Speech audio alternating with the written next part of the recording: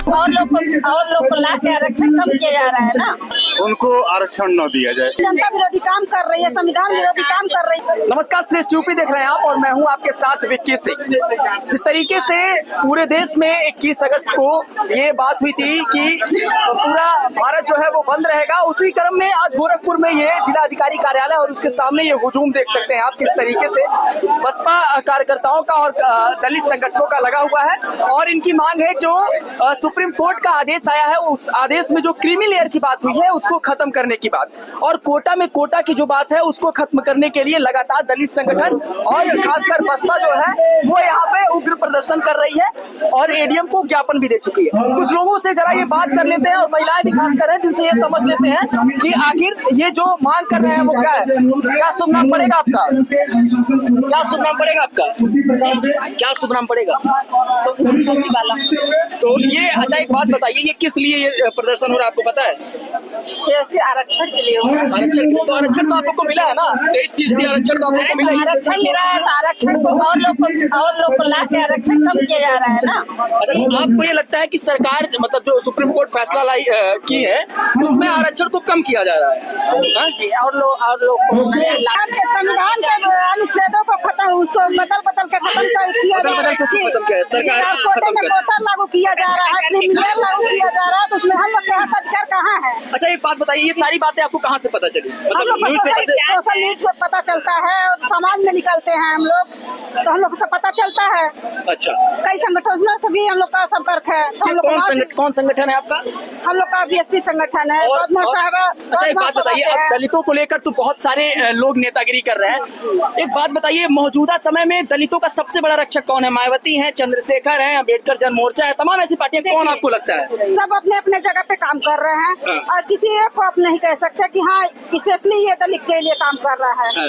हाँ, सब अपना अपना काम भी बना रहे हैं और सब थोड़ा बहुत साथ भी दे रहे हैं। आजादी के इतने साल बाद भी इस तरीके का प्रदर्शन क्यों करना पड़ रहा है? करना पड़ रहा है, सरकार विरोधी काम, सरकार जनता विरोधी काम कर रही है, संविधान विरोधी काम कर रही है। हम लोग बाबा साहब को मानने वाले हैं, संविधान के जानने वाले हैं। जब ये आदेश आया तो सरकार मतलब मोदी सरकार ने कहा कि ये जो ये आदेश है इसमें आरक्षण खत्म करने की बात नहीं कही। नहीं, वो कहा गया है कि आरक्षण खत्म नहीं होगा, लेकिन कोटे में से कोटा, हिस्से में से हिस्सा दिया जाएगा। हिस्से में से हिस्सा दिया जाएगा जी, मतलब एससी और एसटी को लड़ाने का काम किया जा रहा है। हिस्से में से हिस्सा, भाई को लड़ाने का काम किया जा रहा है जी।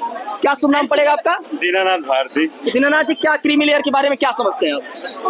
क्रीमी लेयर मतलब होता है मलाईदार, क्रीम मतलब होता है मलाई, लेयर मतलब मलाईदार लेयर।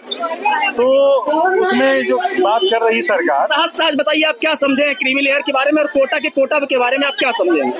क्रीमी लेयर का मतलब हमने ये समझा है कि जो आर्थिक रूप से संपन्न हो गए एससी एसटी कम्युनिटी के लोग, उनको आरक्षण न दिया जाए। पहली बात है तो क्रीमी लेयर है। और कोटा में कोटा की बात है जो सरकार कहती है कि जो हमारी एससी की जातियों को बांटने का काम करती है, ये कहती है टारगेट करती है स्पेशली एक जाति को कि यही जाति आरक्षण का एससी में सबसे अधिक फायदा लिया है, तो एक जात विशेष को टारगेट करती है क्योंकि उसको वोट लेना है अदर जातियों का। तो अदर जातियों को ये सरकार बहकाने का काम करती है, तो डायरेक्टली नहीं कह पाती है बीजेपी सरकार, तो कोर्ट से आदेश करवाती है। तो कोर्ट तो इंडिपेंडेंट बॉडी है, कोर्ट कैसे इंडिपेंडेंट बॉडी? अच्छा, जो नहीं सुने, जो सुप्रीम कोर्ट ने जो फैसला सुनाया है उसमें मेन जो जज थे, वो जो बेंच थी उसमें डीवाई चंद्रचूड़ थे, ठीक है।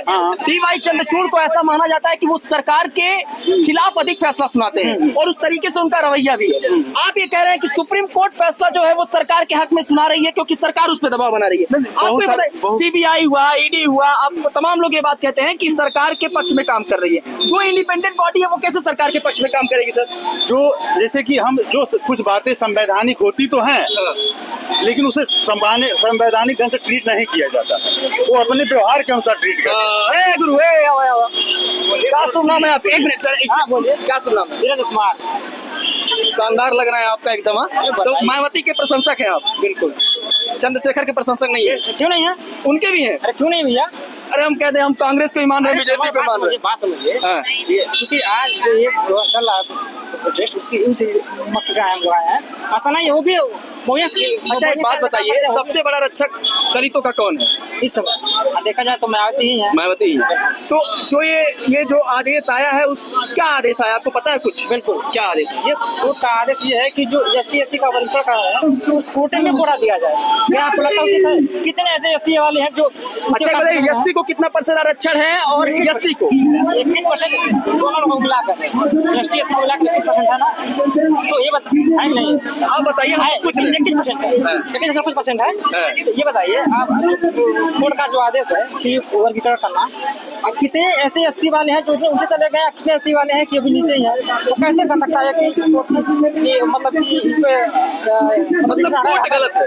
नहीं, गलत नहीं है, इस मामले पे कोर्ट गलत नहीं, उसको थोड़ा अपने अंदर सुधार करना चाहिए। हमारे क्या कैसे करना है जो है SC में अगर एक सरकार अगर एक जाति को टारगेट करती है तो उस जात की आबादी 80%, टोटल SC आबादी की अगर जाटों की बात करें तो टोटल आबादी की 80% उसका हिस्सा है, 80% जाटों में।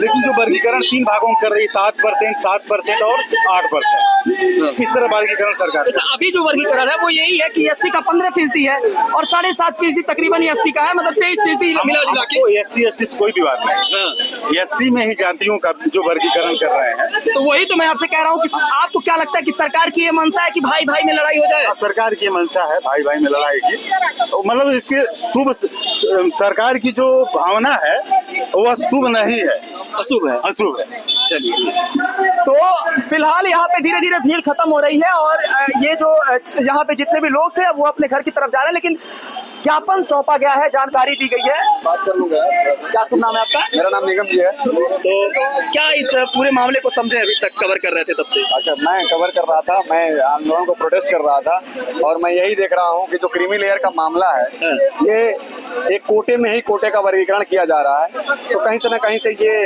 गलत एकदम मैसेज है। क्या शुभ नाम पड़ेगा आपका? सत्येंद्र निगम। सत्येंद्र निगम जी, आप पत्रकार हैं? जी जी।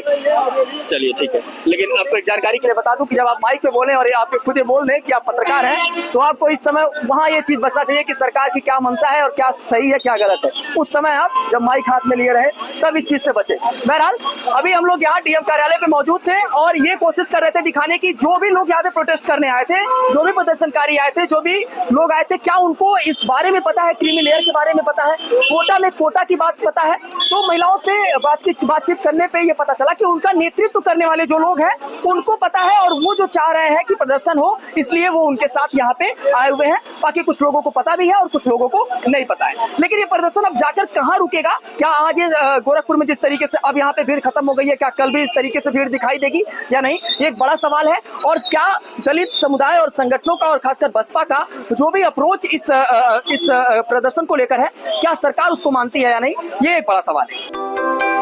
यूपी की हर खबर देखने और उनसे अपडेट रहने के लिए हमारे चैनल श्रेष्ठ यूपी को सब्सक्राइब और लाइक करें। साथ ही बेल आइकन को दबाना ना भूलें, जिससे हमारे हर वीडियो की जानकारी आप तक पहुंचती रहे।